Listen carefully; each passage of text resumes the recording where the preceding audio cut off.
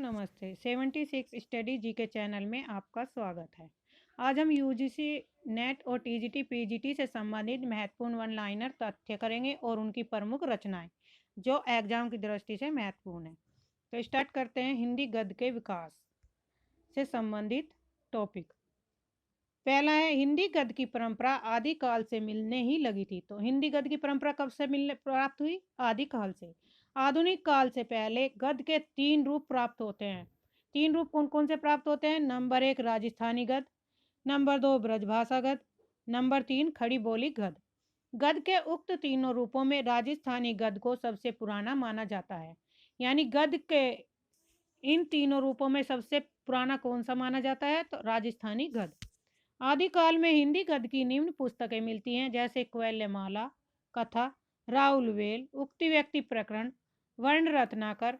इनका वर्णन आदिकाल वाले भाग में हम पहले ही कर चुके हैं।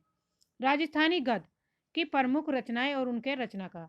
धनपाल कथा का समय 14वीं सदी, तत्व विचार 14वीं सदी के हैं। पृथ्वी चंद चरित 1421 ईस्वी में माणिक्य चंद सूरी का है। पंचाख्यान 1817 से फतेहराम वैरागी। पृथ्वी चंद चरित्र को वाग विलास भी कहा जाता है। किस रचना को वाग विलास के नाम से जाना जाता है? तो पृथ्वी चंद्र चरित्र को। अब ब्रजभाषा गद्य से संबंधित प्रारंभिक रचनाएं और उनके रचनाकार। श्रृंगार रस मंडन किसकी रचना है? विट्ठलनाथ की। 84 वैष्णव की वार्ता, 252 वैष्णव की वार्ता, ये दोनों रचनाएं किस समय में लिखी गई? 17वीं सदी के उत्तरार्ध में। और इनके रचनाकार हैं गोकुलनाथ।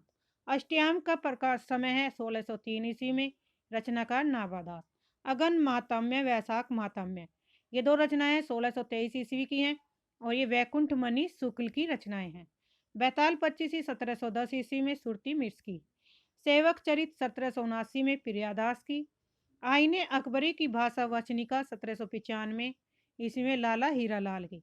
राजनीति 1802 ईस्वी में लल्लूलाल। माधव विलास 1817 लल्लूलाल। सोमवंशन की वंशावली 1828 मानिक लाल ओझा की रचनाएं हैं। आचार्य रामचंद्र शुक्ल के अनुसार ब्रजभाषा गद्य का सर्वप्रथम प्रयोग गोरखपंथी योगियों ने संवत 1400 के आसपास किया था।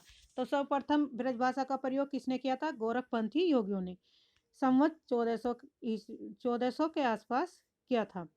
पृथ्वीराज रासो ग्रंथ में वचनिका शीर्षक के अंतर्गत उपलब्ध गद्य को डॉक्टर वीरेंद्रनाथ मिश्र ब्रजभाषा गद्य का प्राचीनतर रूप मानते हैं। यमनाष्टक और नवरत्न सटीक विट्ठलनाथ की अन्य प्रमुख रचनाएं हैं। नेक्स्ट है 84 वैष्णव की वार्ता और 252 वैष्णव की वार्ता में वैष्णव भक्तों और आचार्य की महिमा प्रकट करने वाली कथाएं लिखी गई थी। अष्टयाम में भगवान राम के दिनचर्या का वर्णन किया गया है। किस रचना में, क्वेश्चन यह बनेगा कि किस रचना में भगवान राम की दिनचर्या का वर्णन किया गया? था अष्टयाम में। वैकुंठ मणि शुक्ल ओरछा के महाराज जसवंत सिंह के आश्रित कवि थे। तो वैकुंठ मणि शुक्ल जो लेखक थे वो कौन से महाराज के आश्रित कवि थे? जसवंत सिंह के। प्रियादास धनकौर के निवासी थे। राधा वल्लभ संप्रदाय से संबंधित थे। खड़ी बोली गद्य, दक्षिणी हिंदी का गद्य। खड़ी बोली गद्य का प्रारंभिक रूप दक्षिणी हिंदी के रूप में मिलता है। इसे साहित्यकारों ने हिंदी, हिंदवी, धेलवी, दक्षिणी, जबाने हिंदुस्तान आदि नामों से पुकारा जाता है। किसको? खड़ी बोली को। प्रोफेसर एहतेशाम हुसैन ने दक्षिणी हिंदी के संबंध में लिखा कि इस भाषा में पंजाबी, हरियाणी और खड़ी बोली का मेल था। यह ब्रज भाषा के प्रभाव से भी बची न थी और सबसे बड़ी बात यह थी कि इसमें अरबी, फारसी के अनेक शब्द भी सम्मिलित हो गए थे। इतिहास से पता चलता है कि आरंभ में उन्होंने उसी भाषा से काम चलाया, यहाँ तक कि वह उन्नति करके साहित्य की भाषा बन गई। साहित्यकारों ने उसको कभी हिंदी, कभी जबाने हिंदुस्तान और कभी दक्षिणी कहकर पुकारा। दक्षिणी हिंदी के प्रमुख कवि और उनकी रचनाएं। ख्वाजा बंदा नवाज गैसुदराज, इनका समय था 1322 से 1427 ईस्वी में। इनकी रचनाएं हैं मेराजुल आस्कीन, शिकारनामा, तिलावतुल वजूद, हिदायतनामा, रिसाला सहवारा या 12 मासा। मुल्ला वजही की रचना है सवरस, जो 1635 ईस्वी में कुतुब मुस्तरी ने लिखी थी। मोहम्मद अली कुतुब शाह 1580 से 1612 ईस्वी में, इनकी प्रमुख रचना है कुलियाते कुली कुतुब शाह। हुसैन अली खां की रचना है चार दरवेश 1838। अब्दुल समद तफसीर बहामी, बुरहानुद्दीन जानम इरशाद नामा, शाह तुराब मन समझावन, इब्राहिम आदिल शाह द्वितीय की है नवरस। दक्षिणी हिंदी गद्य के प्रथम लेखक माने जाते हैं। तो हिंदी गद्य के प्रथम लेखक कौन माने जाते हैं? दक्षिणी में मेराजुल आस्कीन को दक्षिणी गद्य की प्रथम पुस्तक माना जाता है। दक्षिणी गद्य की प्रथम पुस्तक किसको माना जाता है? मेराजुल आस्कीन को। इसमें सूफी धर्म का उपदेश है। सवरस को उर्दू साहित्य की प्रथम गद्य रचना माना जाता है। तो उर्दू साहित्य की प्रथम गद्य रचना कौन सी है? तो सवरस। इसमें तसव्वुफ के सिद्धांतों को प्रतीकात्मक शैली में व्यक्त किया गया। सवरस में मुल्ला वजही लिखते हैं, हिंदुस्तान में हिंदी जबान सो इस लताफत इस छंदा सो नजम और नम्र मिलाकर गुलाकार यो नहीं बोलिया। तो ये कथन किसका है? मुल्ला वजही का। कौन सी रचना में लिखा था इन्हें? सवरस में। मुल्ला वजही मोहम्मद कुली कुतुब शाह 1580 से 1612 ईस्वी के समकालीन थे। कुतुब शाह की ही प्रेम कहानी पर मुल्ला वजही ने 1609 में कुतुब मुस्तरी की रचना की। इसके नायक कुतुब शाह है तथा यह मसनवी शैली में लिखी गई रचना है। चार दरवेश फारसी की प्रसिद्ध रचना है, जिसका दक्षिणी हिंदी में अनुवाद हुसैन अली खां ने 1838 ईस्वी में अपने पुत्रों के लिए किया था। गुरुमुखी लिपि में खड़ी बोली गद्य। अब गुरुमुखी लिपि के बारे में पढ़ेंगे। तो कुछ रचनाकार ने गुरुमुखी लिपि में खड़ी बोली गद्य को लिखा और उनकी रचनाओं का परिचय इस प्रकार है। रचनाकार इसी में और रचनाएं। सोडी मिहिरी वानु 1581 से 1640, इनकी रचना है सह चसुन पोथी। हरिजी की है सुस्मनी, सहसर नाम परमारत, गोसठ गुरु मिहिर रिवानु पोथी हरिजी। दयालु अनेमी की रचना है अवगत उल्लास 1675, अष्टावक्र भाषा गीता भाषा 1721। सोडी मिहिर रिवानु ने सचसुष्ट पोथी में गुरुवाणी की व्याख्या भी की थी। खड़ी बोली गद्य का विकास। खड़ी बोली गद्य की प्रारंभिक रचनाएं और उनके रचनाकार। चंद छंद वर्णन की महिमा। इसका समय है 16वीं से 17वीं सदी। अकबर के समकालीन थे और ये किसने लिखी थी? गंग कवि की रचना है। गंग कवि की रचना कौन सी है? चंद छंद वर्णन की महिमा। समय है 16वीं से 17वीं शताब्दी। और ये गंग कवि किसके समकालीन थे? तो ये अकबर के समकालीन कवि रहे। योग वशिष्ठ जो रचना है 1741 ईस्वी में राम प्रसाद निरंजनी की है। जैन पद्म पुराण का भाषा अनुवाद 1761 में दौलत राम ने किया था।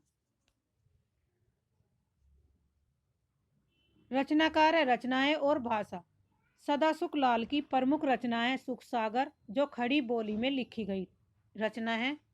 और इसे किस विषय पर लिखा गया था?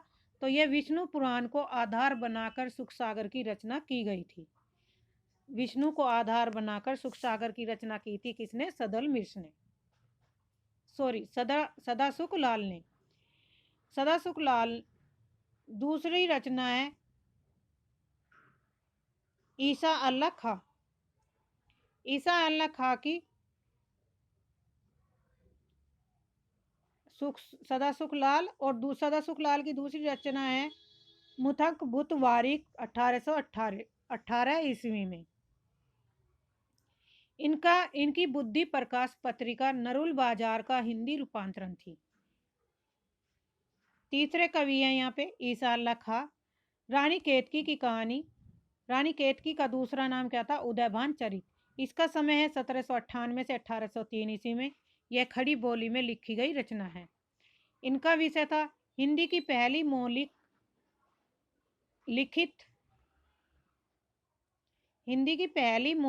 लिखित गद्य कथा, जिससे खड़ी बोली गद्य साहित्य में लौकिक श्रृंगारमय प्रेमाख्यानक परंपरा का सूत्रपात माना जाता है। यह शैली में हास्य प्रधान है। नेक्स्ट कवि हैं लल्लू लाल। लल्लू लाल की रचना है सिंहासन बत्तीसी 1801 ईस्वी में, बैताल पच्चीसी 1801, माधोनल 1801, शकुंतला नाटक 1801। यानी कि ये चार रचनाएं दी गई, सिंहासन बत्तीसी, बैताल पच्चीसी, माधोनल और शकुंतला नाटक। और इनका प्रकाशन भी सेम है 1801 ईस्वी में। और ये चारों रचनाएं खड़ी बोली में लिखी गई थी। किसकी ये रचनाएं हैं? लल्लू लाल जी की। और इनका विषय थी जो काजिम अली की सहायता से ब्रज भाषा अनुवाद का खड़ी बोली में अनुवाद किया। दूसरा था संस्कृत के कवि शिवदास की रचना से कथा ली तथा मजहर अली के साथ मिलकर इनका अनुवाद किया था। किसने? लल्लू लाल जी। अगली रचनाएं हैं लल्लू लाल की रचनाएं हैं ये राजनीति 1802 ब्रजभाषा में लिखी गई रचना है। प्रेम सागर 1803 खड़ी बोली में।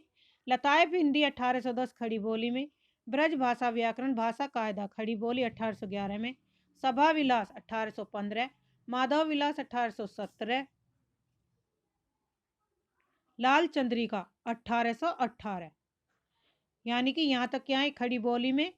सभा विलास और माधव विलास ब्रजभाषा में लिखी गई है। ब्रजभाषा व्याकरण खड़ी बोली में। लताएफ हिंदी खड़ी बोली में।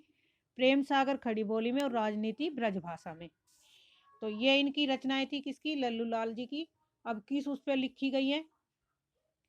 हितोपदेश की कहानियों का अनुवाद हुआ इसमें। प्रेम सागर और नागरी दशम चतुर्बुध मिश्र द्वारा ब्रजभाषा अनुवाद में रचित भागवत पुराण के 10वें स्कंद का खड़ी बोली में अनुवाद किया। इसे लल्लू लाल ने बजुआन ई रेखता कहा। यह खड़ी बोली ब्रज और हिंदुस्तानी भाषा की 100 लघु कथाओं का संग्रह है। यही लल्लू लाल की मौलिक रचना है। तो लल्लू लाल की मौलिक रचना कौन सी है? ब्रज भाषा व्याकरण भाषा कायदा। नेक्स्ट है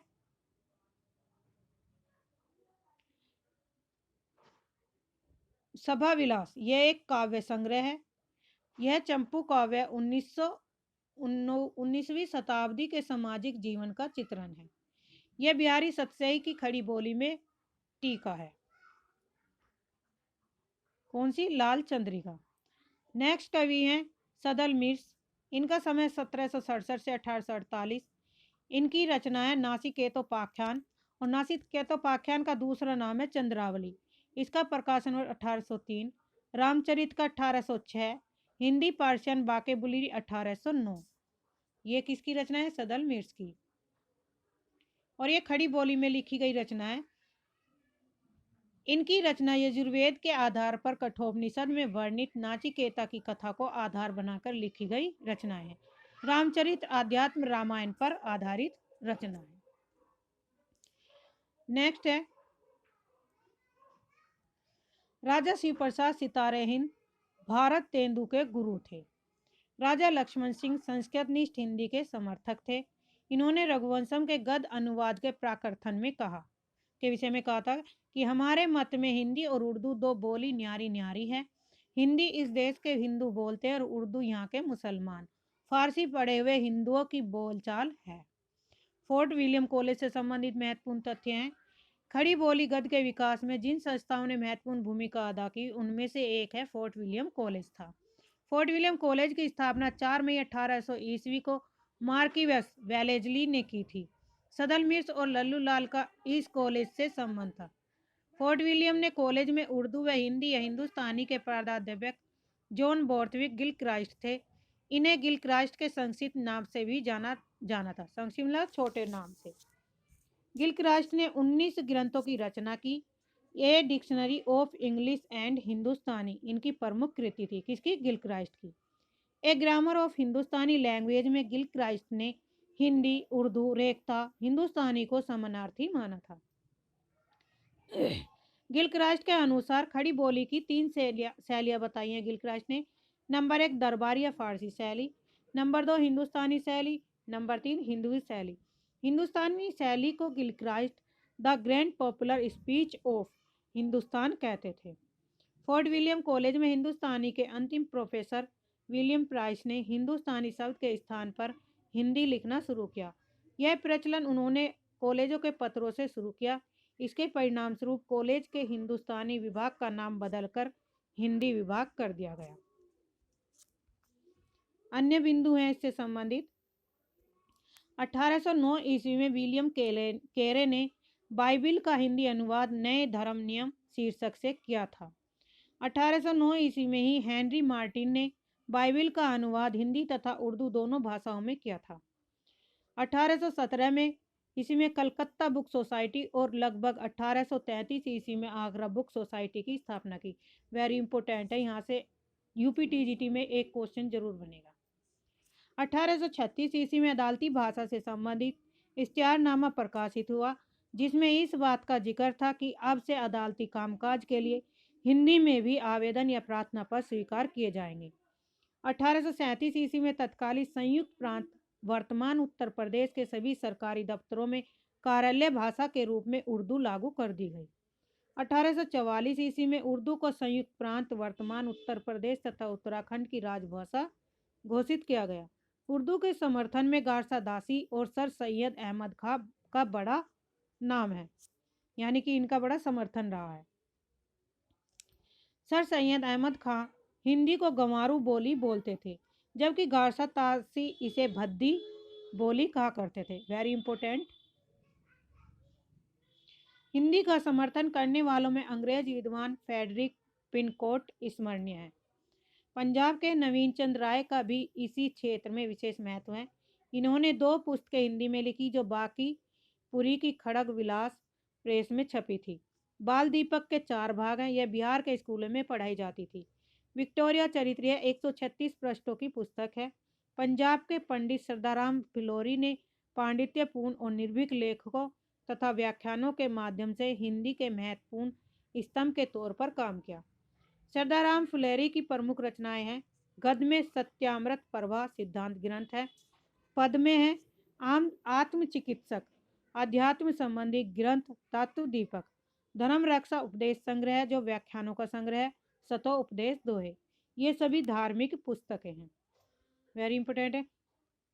1875 ईस्वी में स्वामी दयानंद सरस्वती ने आर्य समाज की स्थापना की। गुजराती भाषी होते हुए भी स्वामी जी ने अपना प्रसिद्ध ग्रंथ सत्यत प्रकाश परिमार्जित हिंदी गद्य में लिखा।